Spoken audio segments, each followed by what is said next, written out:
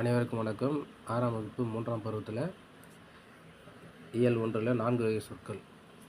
இதில் இருக்கக்கூடிய வினாவிடைகள் பார்க்கலாம். வினாடி பாருங்கள். சொல் என்றால் என்ன? சொல்லின் வகைகளை எழுதுக.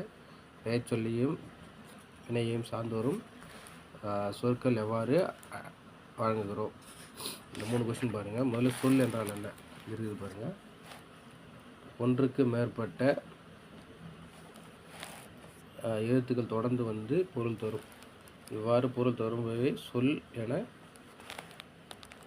எனப்படும் சொல்கிறாங்க. எடுத்துக்காட்டு, இதெல்லாம் வந்து ஓர் எழுத்து சொற்கள். ஈ, பூ, மை, இது வந்து கல், 2 சொற்கள், 3 சொற்கள். ஒரு எழுத்து தொடர்ந்து நின்று பொருள் தருவது. அப்புறம் சொல் வகைகள் கேட்குறாங்க. சொல் எத்தனை வகை? 4 வகை சொற்கள் கொஸ்டின்லேயே இருக்குது. பெயர்ச்சொல், வினைச்சொல், இடைச்சொல், உரிச்சொல் என 4 வகைப்படும்.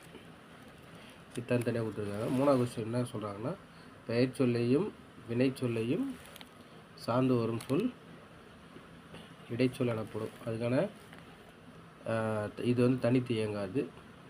இதுக்கெல்லாம் மீனிங் கிடையாது. உம்மு, மற்று, ஐ இதெல்லாம் வந்து பார்த்திங்கன்னா தனியாக இருந்தால் அதுக்கான தமிழில் அதுக்கான அர்த்தம் கிடையாது. அது வந்து இன்னொரு எழுத்தோடு சேர்ந்து தான் வரும். தாயும் தந்தையும் இடையில அந்த உம்மு, மற்றொருவர்,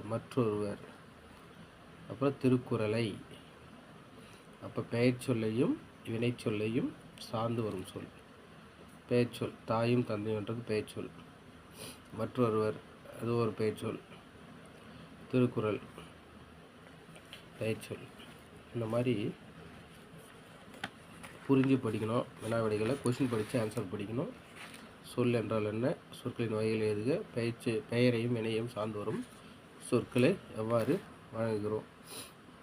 சரிங்களா? இது யூஸ்ஃபுல்லாக இருக்குன்னு நினைக்கிறேன். ஓகே, நன்றி.